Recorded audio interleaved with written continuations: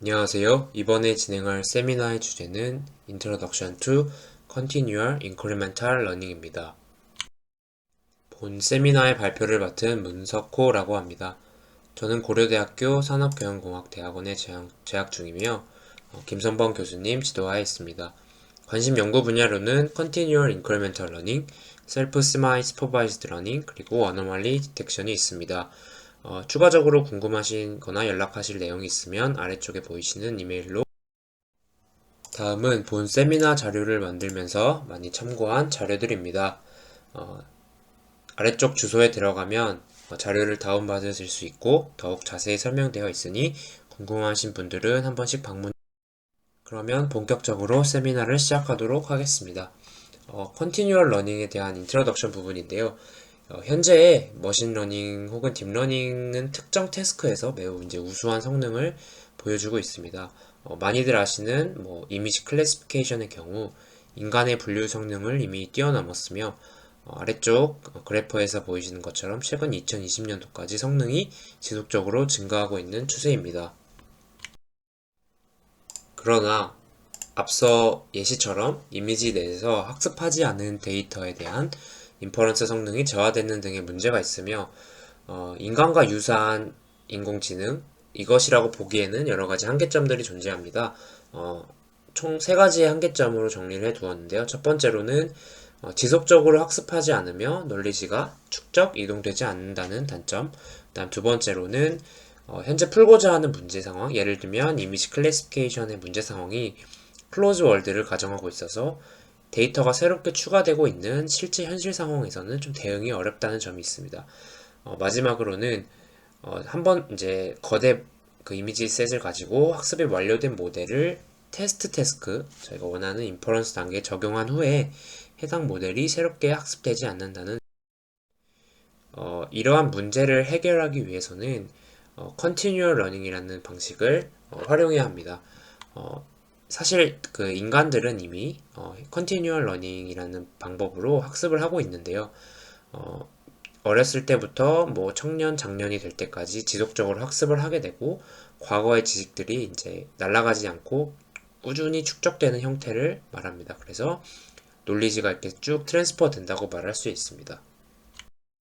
그렇다면 이제 앞서 이제 보여드렸던 그 인간의 학습 방식에 대해서 컨티뉴얼 러닝을 한다 말씀을 드렸는데, 그렇다면 이제 컨티뉴얼 러닝에 대해서 이제 데이터 분석 혹은 딥러닝 관점에서 정확한 정의에 대해서 먼저 살펴보겠습니다. 컨티뉴얼 러닝은 트레이닝 셋에 접근할 수 없는 현실적인 상황에서도 하나의 뉴럴 네트워크를 통해서 여러 개의 순차적인 시퀀셜한 그 태스크들의 성능을 유지하거나 향상시키는 것을 의미합니다. 컨티뉴얼 러닝의 특징으로는 말 그대로 데이터 스트림 형태로 들어온 상황에서 학습 방식을 의미하고요. 논리지 베이스라는 것에 논리지를 측정하는데, 논리지라는 것은 기존 태스크들, 그러니까 앞선 그 시간적으로 앞선 태스크들의 어떤 정보들을 의미한다고 보시면 될 것 같습니다. 그래서 이런 정보들, 논리지들을 각 태스크별로 교차해서 트랜스퍼를 진행해 줘야 되고요. 방향은 포워드나 백워드 전부 진행해 줘야 합니다. 그래서 이렇게 컨티뉴얼 러닝을 이제 저희가 그 흔히 아는 데이터 관점에서 설명을 드렸고요. 그렇다면 이제 앞서 말씀드렸던 그세 가지 단점, 그 클로즈 셋 상황에서의 이제 이미지 클래시피케이션 같은 그 문제 상황에서의 세 가지 단점을 보완하기 위해서는 이제 컴퓨터도 이제 인간처럼 컨티뉴얼 러닝 방식을 좀 채용해야 한다라고 말씀드릴 수 있을 것 같습니다. 그러나 이제 하나의 뉴럴 네트워크로 여러 개의 이제 시퀀셜한 태스크를 순차적으로 이제 학습시키는 경우에 이제 현재 태스크, 예를 들면 새로운 태스크를 학습시키면 이전 태스크들의 정보, 논리지, 이런 웨이트들을 잃어서 성능이 저하되는 현상을 이제 카타스트로픽 포르게팅이라고 합니다. 이 내용은 이제 1989년 맥클로스키와 코헨이 이제 처음 논문에 소개했고요. 그레디언트 베이스드 형태의 이제 학습 구조에서는 종종 나타나는 문제라고 서술되어 있습니다. 그래서 이제 그 계속 이제 과거의 정보들이 지워지기 때문에 어떻게 하면 이제 인간의 학습 방식처럼 기존 지식은 없어지지 않으면서 새로운 태스크들에 대한 그 정보를 습득해 날까에 대한 연구들이 많이 이루어지고 있습니다. 그래서 이제 계속 태스크라는 말이 나오기 때문에 간단하게 태스크가 무엇인지에 대해서 정의하고 넘어가도록 하겠습니다. 다음은 이제 엠니스트 데이터셋을 예시로 사용해서 투클래스 클래시피케이션을 하는 5개의 태스크를 도식화한 것인데요. 왼쪽 아래 그림에서 보이시는 것처럼 0과 1을 분류하는 그 문제를 태스크 1, 2와 3을 분류하는 걸 2, 그래서 쭉쭉쭉 해서 태스크 5까지 나열해 두었습니다. 그래서 이제 이 태스크가 순차적으로 이렇게 진행이 된다라고 보시면 됩니다. 그래서 나중에 이제 태스크 5까지 학습을 하게 되면은 나머지 이런 태스크 앞쪽의 정보들이 어떻게 잘 날아가지 않고 있는가 이런 게 이제 중요한 포인트입니다. 그러면 Continual Learning은 크게 이제 세 가지의 시나리오를 가지고 있습니다. 각각은 태스크 인크리멘탈 러닝, 그 다음에 도메인 인크리멘탈 러닝, 그리고 마지막으로 클래스 인크리멘탈 러닝이 있습니다. 이제 이 시나리오는 무엇을 의미하냐면 이제 컨티뉴얼한 상황, 그러니까 태스크가 계속 증가하고 어떤 데이터가 순차적으로 들어오는 상황에서 이제 어떤 문제 상황에 좀 더 집중할 것인지에 대해서 좀 구별해 두었다고 보시면 자세히 설명을 드리면 태스크 인크리멘탈 러닝은 이제 태스크들이 이제 말씀드렸던 것처럼 이제 순차적으로 이제 학습이 됩니다. 그래서 테스트 5까지 학습이 완료된 어떤 뉴럴 네트워크가 하나 있을 텐데요. 이 뉴럴 네트워크를 가지고 예를 들면 태스크 4를 딱 선정을 해서 지금 6 딱 보여주고 이게 이제 어떤 클래스에 해당하는지를 맞춰봐라. 그래서 그렇게 잘 맞추면 당연히 이제 그 과거의 정보들이 남아있다고 볼 수 있기 때문에 그 태스크들의 정보가 남아있는지에 대한 지표로 보는 게 이제 태스크 인크리멘탈 상황이고요. 두 번째로는 도메인 인크리멘탈인데 각 그 숫자들 이런 0, 1 이런 숫자들은 분포가 다 다르기 때문에 도메인이 이제 다르다고 가정을 합니다. 그래서 각 태스크별로 도메인이 다른데 쭉 학습한 최종 뉴럴넷을 가지고 이제 이번에는 이 태스크 구분을 없애고 딱 어떤 숫자를 보여줬을 때 이게 이제 첫 번째 클래스에 들어가는지 두 번째 클래스에 들어가는지만 맞춰봐라. 그러니까 first인지 second인지만 맞춰봐라. 도메인이 다른 상황에서도 이제 강건한 모델이냐 이런 걸 확인하는 상황이라고 보실 수 있고요. 세 번째로는 이제 클래스 인크리멘탈 러닝인데요. 마찬가지로 순차적으로 쭉 학습한 마지막 뉴럴넷을 가지고 이번엔 태스크 구별을 다 없애고 이 안쪽에 있는 이 0, 1, 2, 3, 9까지의 클래스를 합칩니다. 그래서 총 10가지의 클래스를 주고 보여준 숫자가 어떤 숫자인지 맞추는 이제 10가지 클래시피케이션을 하는 그런 상황을 가정해서 그 지금 학습한 어떤 최종 뉴럴넷이 앞쪽의 정보를 잘 가지고 있는지를 확인하는 방법 중에 하나라고 보시면 될 것 같습니다. 도메인 인크리멘털이나 클래스 인크리멘털은 조금 이해가 어려울 수도 있어서 추가적인 예시를 가져왔는데요. 이번에는 이제 이미지가 아니고 어떤 텍스트로 간단히 설명을 해보겠습니다. 그러면 도메인 인크리멘털의 예제인데요.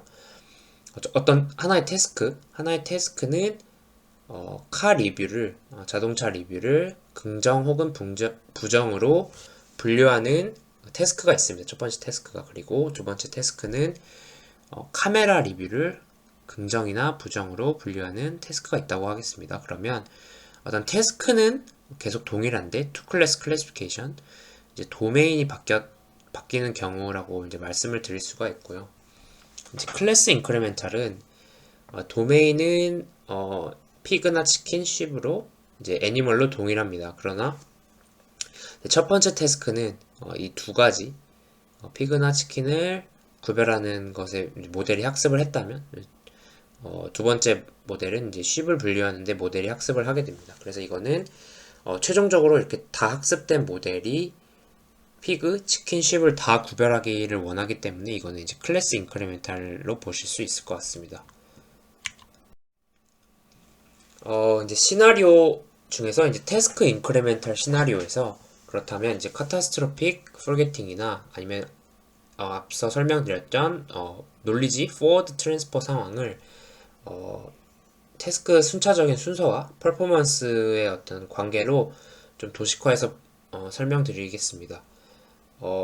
이제 태스크 1이 먼저 학습됐을 때 이쪽에 보이시는 이 보라색이 태스크 1의 성능입니다. 당연히 이제 태스크 1을 가지고 학습을 했기 때문에 태스크 1의 성능이 좋고 나머지 2, 3에 대해서는 거의 랜덤한 성능이 나오는 것을 확인을 할 수 있고요.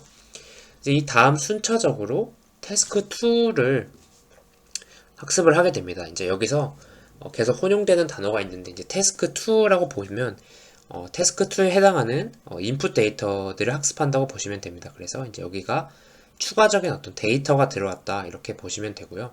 그래서 이제 데이터 2에 대응하는 데이터가 이제 추가 확보돼서 이제 뉴럴넷을 학습시킨다고 가정하겠습니다. 그러면 당연히 이제 태스크 2에 맞는 데이터가 들어와서 성능이 이제 매우 좋아지나 기존의 태스크 1의 성능이 한 40 정도 가량 저하된 것을 확인을 할 수 있습니다. 그리고 마찬가지로 순차적으로 태스크 3 데이터가 들어와서 3를 학습하게 되면 태스크 3의 성능은 좋아지지만 나머지 1, 2의 성능이 저하되는 것을 볼 수 있는데요.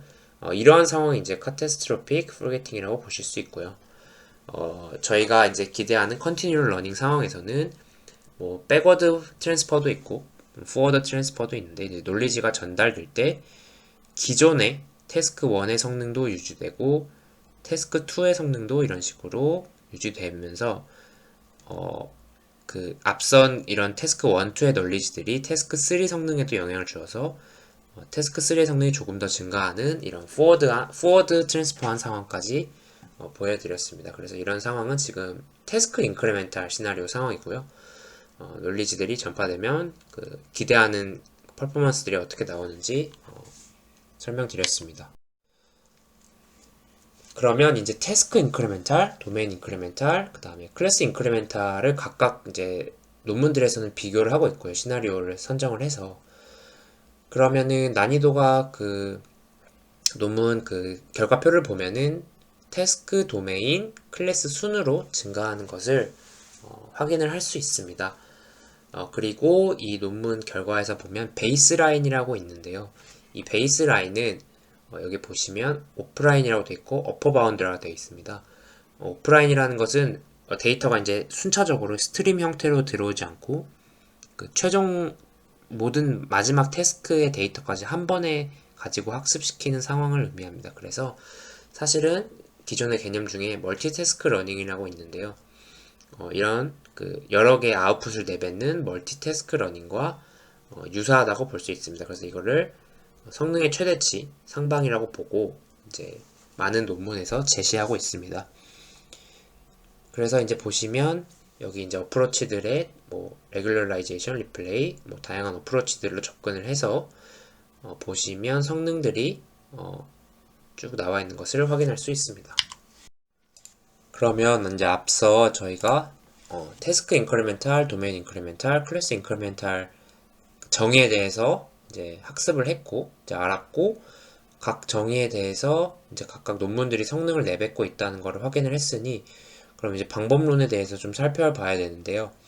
방법론은 크게 이제 그 레귤러라이제이션 베이스, 그다음에 리플레이 베이스드, 그다음에 아키텍처 베이스드 이제 세 가지로 구분을 할 수 있습니다. 근데 이 세 가지는 뭐 완전 정형화된 구분 방법은 아니고 이제 논문마다 혹은 도메인마다 뭐 비전 쪽이나 뭐 NLP 쪽마다 조금씩은 다르게 써 있기도 합니다. 그래서 이제 첫 번째로 그 제약식을 걸어서 하는 그 접근 방식은 이제 우리가 흔히 하는 로스 펑션에 이제 레귤러라이제이션 텀을 추가해서 중요한 웨이트들, 그러니까 예를 들면 과거에 굉장히 이전의 태스크들에서 학습된 웨이트들의 그거를 그 손실을 그러니까 날아가는 것을 방지해서 이제 전체적으로 포르게팅을 방지하는 그 아이디어이고요.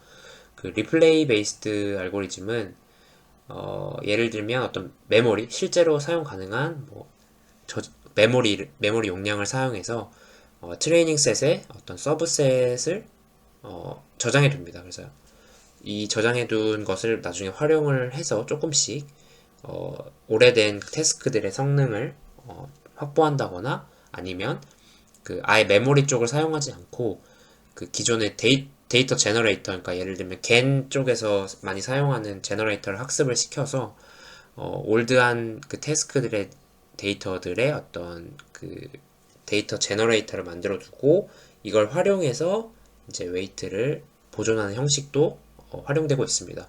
그리고 세 번째로는 이제 모델 구조에 대해서 좀 변경을 하고 이제 이것을 통해서 이제 컨티뉴얼 러닝, 그 다음에 카타스트로피 포게팅을 막는 방식인데요. 뭐 좀 단순한 방식으로는 뭐 태스크가 5개면 각 태스크에 맞게 그 서브 네트워크를 가져서 그냥 뭐 나머지 태스크 학습할 때는 앞선 태스크들 프리즈 해주고 해가지고 뭐 네트워크가 계속 이제 리니어하게 증가하는, 그러니까 네트워크의 용량이, 그래서 그런 서브 네트워크를 가지거나 이제 그게 조금 용량 문제가 있기 때문에 최근에는 네트워크들이 다이나믹하게 익스펜더블 하는 형태도 제시되고 있습니다. 그래서 어떤 조건일 때는 네트워크를 확장하고 어떨 때는 확장하지 않는지 뭐 이런 것들이 있습니다. 그리고 이제 다음으로 살펴볼 그 컨티뉴얼 러닝에서 좀 중요한 부분은 이제 이밸류에이션 매트릭인데요. 뭐 예를 들면 뭐 어떤 분류 문제다 하면은 클래시피케이션 해가지고 어큐러시나 뭐 아니면 어노멀리 태스크의 경우는 뭐 F1 스코어나 뭐 이런 것들을 보면서 각 태스크에 좀 적합한 이제 매트릭들이 있습니다. 근데 컨티뉴얼 러닝은 애초에 이제 시나리오를 상정하고 그 시나리오에 대한 성능을 보기 때문에 어떤 정확한 그 이밸류에이션 매트릭을 좀 선언해주고 갈 필요가 있습니다. 그래서 앞서 보여드렸던 이런 숫자들의 성능이 현재 어떤 것을 의미하는지 간단히 말씀을 드리면 다시 이제 태스크가 왼쪽에 아래로 쭉 내려갈수록 트레이닝 순차적으로 되는 겁니다. 그래서 계속 말씀드리듯이 태스크와 데이터가 거의 유사하다고 보시면 되는데요. 쭉 이제 데이터가 추가되면서 태스크가 학습이 됩니다. 그래서 태스크 5까지 학습되었을 때 어떤 하나의 뉴럴넷이 테스팅 태스크, 그러니까 태스크 1을 한번 테스트를 해보면 그때 나오는 성능이 R 5,1, 그 다음에 그렇게 최종된 뉴럴넷으로 태스크 2를 한번 학습해 볼 때는 R 5,2 해가지고 태스크 5까지 학습시킨 모델이 가질 수 있는 성능은 이렇게 쭉 5가지가 됩니다. 그래서 이 5가지 숫자의 평균을 낸 것이 여기 보이시는 큐러시의 에버리지입니다. 그러면 이제 지금까지는 어떤 컨티뉴얼 러닝에 대한 필요성, 그 다음에 정의, 그리고 어떤 시나리오들을 상정하는지 총 3가지 시나리오에 대해서 말씀을 드렸고, 그럼 그 3가지 시나리오에 대해서 접근하기 위해서는 어떤 알고리즘 그 방식들이 있는가 해서 그 레귤러라이제이션 방식, 그 다음에 리플레이 방식, 그 다음에 아키텍처 방식이 있다고 설명을 했습니다. 그러면 그 중에 첫 번째인 레귤러라이제이션 방식 중에서 이제 가장 그 처음에 나왔던 논문이자 이제 가장 근간이 되는 논문을 소개해드리도록 하겠습니다. 해당 논문은 이제 Elastic Weight Consolidation이라고 해서 기존에 이제 올드 태스크들에서 학습된 웨이츠들이 이제 이번 현재 뉴 태스크의 학습 시에 어떤 변화하는 정도를 좀 제약하게 되면 기존에 남아있던 웨이트들이 좀 남아있게 돼서 카타스트로픽 포게팅을 좀 방지하고자 하는 그 목적을 가지고 있고요. 만약에 이제 레귤러라이제이션을 통해서 페널티를 주지 않게 되면은 아래 그림에서 보이시는 것처럼 이 연한색이 태스크 B인데요. 태스크 B에 최적화된 그 바운더리입니다. 그래서 태스크 B에 그냥 최적화되게 웨이츠들이 다 이동해 버립니다. 페널티를 주지 않게 되면. 그러면 이건 컨티뉴얼 러닝이라기보다는 어떤 태스크 B에 적합한 그냥 모델이 하나 나왔다고 보시면 될 것 같아서 본 논문에서는 이런 그 이쪽에 EWC라고 쓰이는 요 공통된 부분으로 최대한 그 파라미터들, 웨이츠들이 이동하게끔 제약해주는 형태의 알고리즘을 제안하고 있습니다. 해당 논문인 EWC의 수식이나 최종적인 로스를 간단히만 살펴보면 먼저 그 조건 확률을 좀 서술해줘서 이걸 통해서 이제 최적의 그 옵티마이제이즈 된 파라미터를 찾고자 합니다. 그래서 이제 D가 기분되고 데이터가 기분되고 어떤 원하는 파라미터 세타를 옵티마이즈 해주는 어떤 식을 서술하고 이걸 이제 최적화 해주는 형태로 진행을 하게 되는데요. 여기 보시면 이 왼쪽 식을 오른쪽처럼 이제 베이지안 룰을 통해서 서술할 수 있고 두 번째로가 좀 중요한데 첫 번째 태스크 A에서 학습한 후에 이제 포스테리어, 그러니까 데이터 A를 넣고 나온 이 포스테리어 값이 그 다음 B한테는 이제 프라이어로 활용할 수 있습니다. 그러니까 다음 태스크에는 사전 확률이라서 그러면 여기 이제 원래 사전 확률 자리에 그 A 데이터에 이제 사후 확률이 들어갑니다. 그러면 다음 같이 쓸 수 있고 여기서 여기 넘어가는 거는 이제 라플라시안 어프록시메이션을 사용을 해가지고 간단하게 최종 로스를 나타냈는데요. 그러면 최종 로스는 그냥 그 현재 태스크에 이제 당연히 로스도 줄여야 되고 이제 이렇게만 줄이면 로스 그러니까 B 데이터에 최적화되기 때문에 이제 A와 좀 연관성이 있는 웨이트들은 좀 살려놔라 해서 뭐 중요도나 이런 것들을 설정해서 여기 이제 레귤러라이제이션 텀을 추가했다고 간단히 보시면 될 것 같습니다. 그래서 태스크들이 늘어날수록 결과표를 보시면 태스크들이 늘어날수록 EWC는 거의 이제 성능이 줄어들지 않았는데 평균 성능이 다른 알고리즘은 이제 태스크 수가 늘어날수록 어떤 성능 면에서 조금 저하되는 것을 볼 수 있어서 제안한 알고리즘이 어떤 카타스트로픽 프로젝팅을 만드는데 조금 효과적이다라고 실험적으로 증명하였습니다. 그 다음으로는 이제 리플레이 베이스드 어프로치들에 대해서 좀 간단히 살펴볼 텐데요. 아까 이제 제가 리플레이 베이스드 뭐 어프로치들에 대해서 설명을 할 때 간단히만 말씀을 드렸는데 리플레이 베이스드 알고리즘들은 이제 어떤 조그마한 용량 이제 메모리를 확보해 둡니다. 그래서 그 메모리 안에 이전 태스크들의 데이터들 그때 학습에 사용했던 데이터들을 조금씩 다 저장해 두는 건데요. 그래서 그 저장해 둔 걸로 학습을 해서 기존의 이제 논리지들이나 웨이트들을 잃지 않겠다 이런 취지인데 그렇게 되더라도 이제 태스크 수가 많아질수록 보관해야 하는 이제 트레인 셋 크기가 계속 커질 수밖에 없습니다. 그러면 현실적으로 메모리 이슈가 있기 때문에 이런 것들을 해결하기 위해서 본 논문에서는 이제 한정된 자원을 활용하는 인간의 뇌의 학습 방식을 좀 살펴보았고요. 그렇게 보면 이제 뇌 속에 있는 해마는 좀 빠른 속도로 단계 기억을 담당하고 이게 이제 여러 번 리플레이 되면 심피지레라는 곳에 넘어가서 장기 기억이 되는 저장 방식이 있다고 합니다. 그래서 이거를 좀 살펴보고 이거에서 모방을 해가지고 뉴럴 네트워크에 좀 적용을 했습니다. 그래서 그 제너레이티브 모델, 그러니까 겐이라는 알고리즘을 통해서 어떤 기존의 그 데이터들을 메모리에 저장하지 않고 어떤 뉴럴넷을 통해 학습한 레이턴트 벡터를 통해서 그 레이턴트 벡터가 어떤 이미지건 어떤 인풋 데이터들을 제너레이트 해주는 형태로 이제 메모리를 대체하는 형식으로 제한이 되고 있습니다. 이제 그래서 이 DGR, Deep Generative Replay라는 모델을 좀 자세히 살펴보면요. 그 태스크마다 스칼라라는 것이 이제 학습이 되게 됩니다.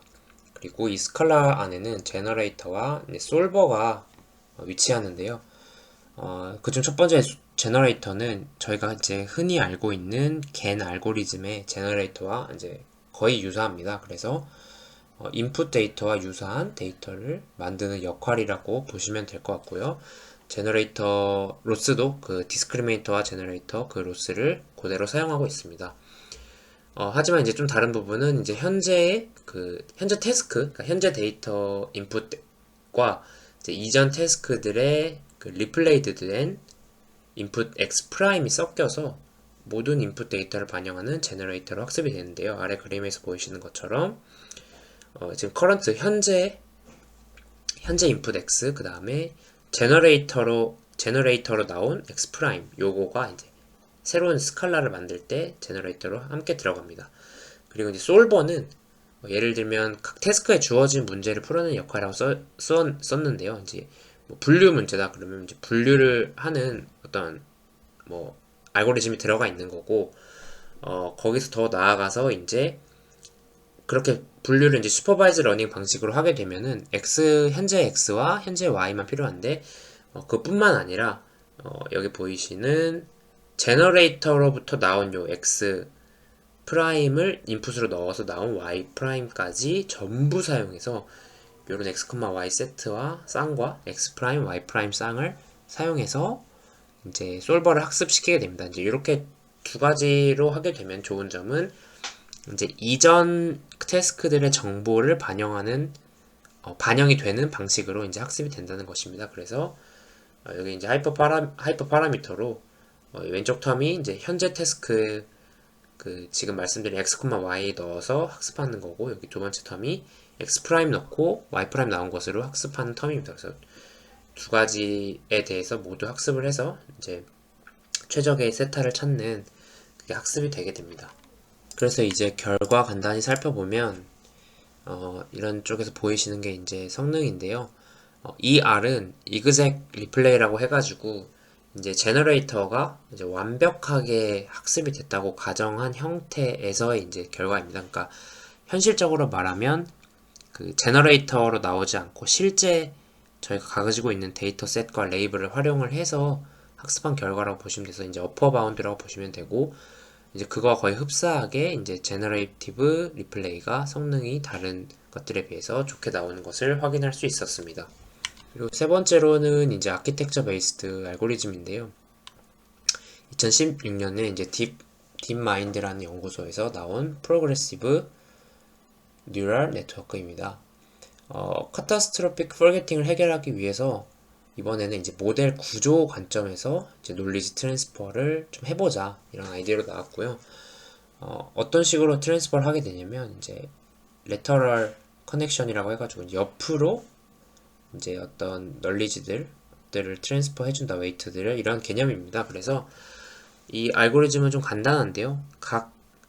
이 한 축이 태스크입니다. 그래서 첫 번째 태스크는 뭐 예를 들면 플리 커넥티드 레이어로 되어 있는 거고요. 이거는 뭐 어떤 레이어 개수, L개의 레이어 개수가 있고 첫 번째 태스크를 학습시킵니다. 그래서 그 다음에 순차적으로 태스크 2를 이렇게 쭉 학습시켜야 되는데, 그때 학습시킬 때 여기 이제 웨이트들의 앞선 웨이트들, 그러니까 태스크 1의 웨이트들을 이 다음 태스크에 이제 좀 전달이 됐으면 좋겠다 해서 웨이트들을 넣어주는 거고요.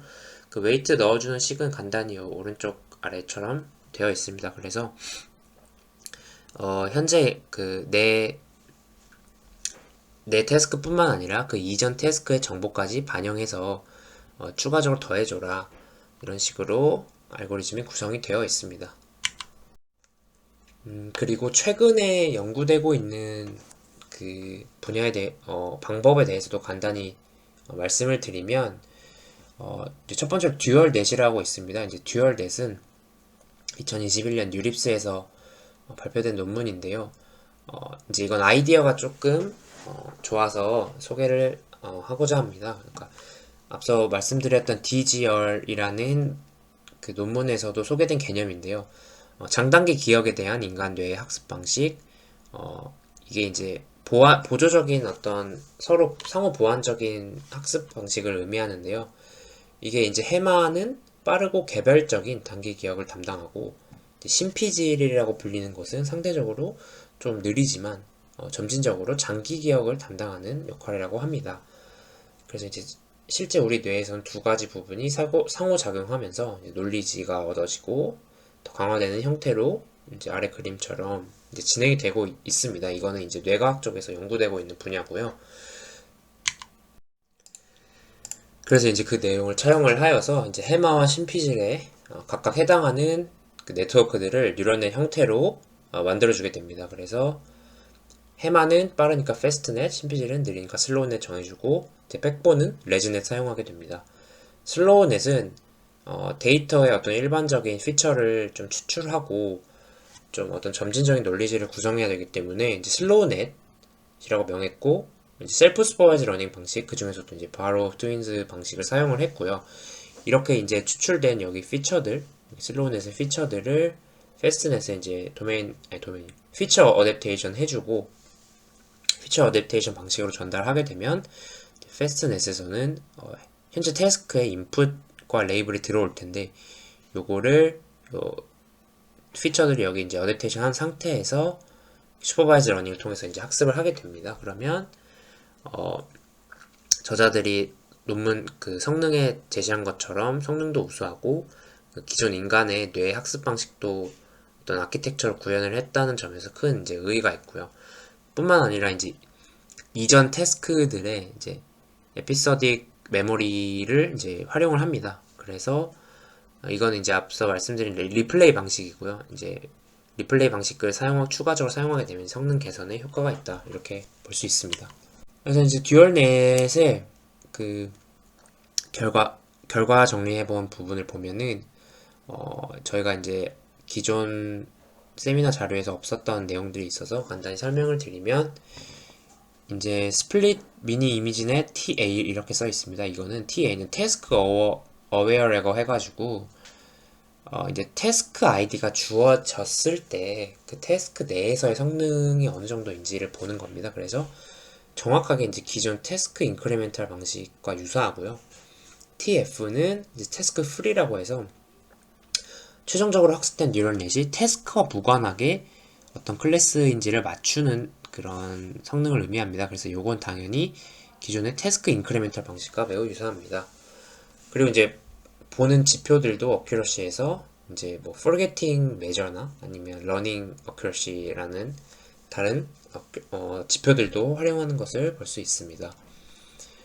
그리고 여기 이제 바로 트윈즈를 사용을 했는데요. 뭐 이제 셀프 슈퍼바이즈 러닝 방식에서 유명한 뭐 심클리어나 뭐 BYOL 이런 것들도 연구자들이 논문 저자들이 실험을 병렬적으로 한 것을 보여주고 있습니다. 그래서 뭐 스토캐스틱 그레디언트 센터에서는 심클리어가 더 좋은 성능을 보여주는 것을 확인을 했습니다. 마지막으로 최근 연구 하나를 소개시켜 드릴 텐데요.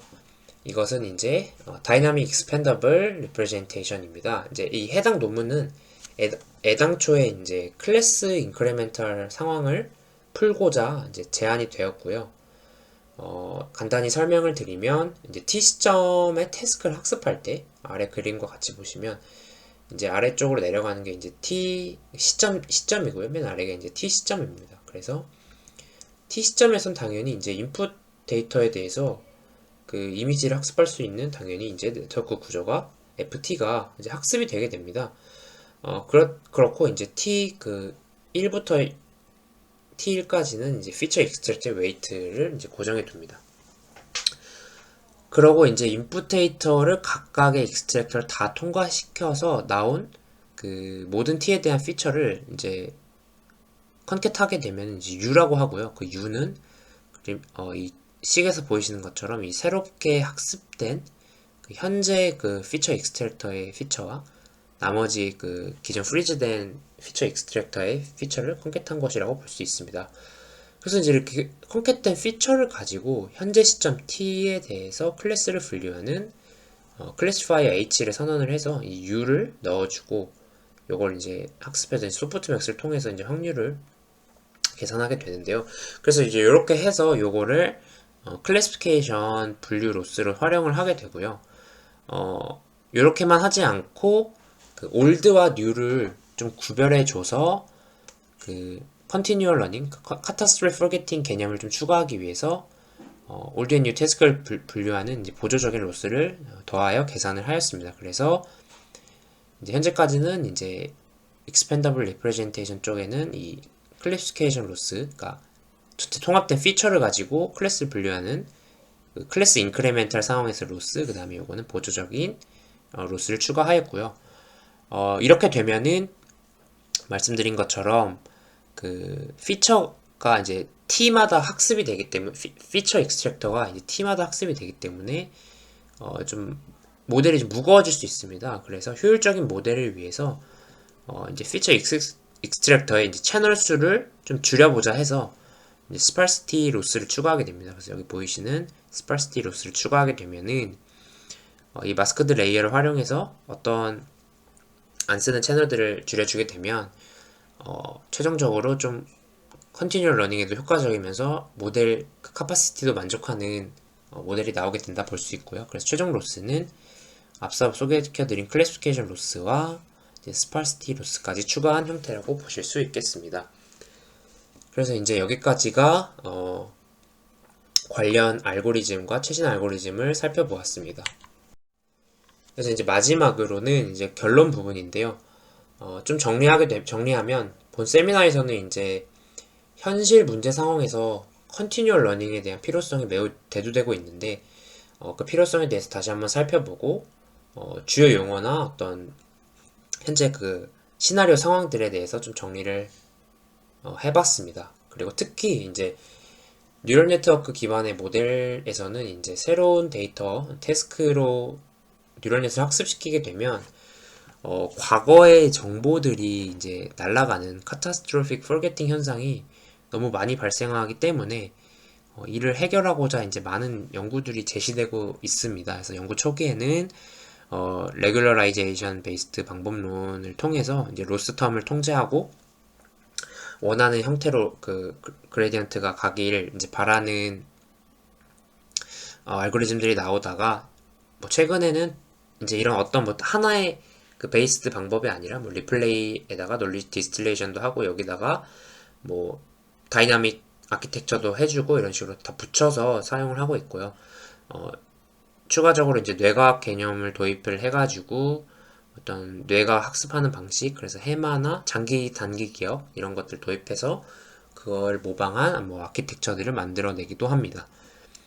다만 제가 느끼기에는 이제 현실의 컨티뉴얼 러닝 상황은 생각보다 많이 복잡할 텐데 아직까지는 논문에서 제시하고 있는 익스페리먼트를 보면은 아직까지 뭐 이미지에서 어떠한 클래스를 나눠놓고 계속 순차적으로 새롭게 이제 들어오는 상황, 뭐 예를 들면 뭐 퍼뮤트 해가지고 되는 상황 아니면 뭐 노이즈 조절하는 상황 이런 상황이어서 이제 추후에는 다양한 시나리오들이나 익스페리먼트들이 나와서 좀 고난도의 그 상황에 대해서도 검증하는 식으로 발전을 좀 기대하고 있습니다.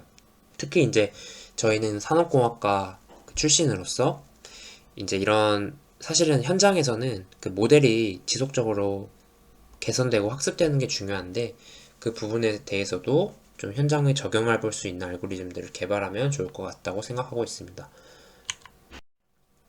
네, 그 오늘 세미나는 여기서 마치도록 하겠고 추가적으로 세미나 내용에 대해서 궁금하신 부분이나 잘못된 부분이 있으면 아래 그 이메일로 알려주시면 감사하겠습니다. 감사합니다.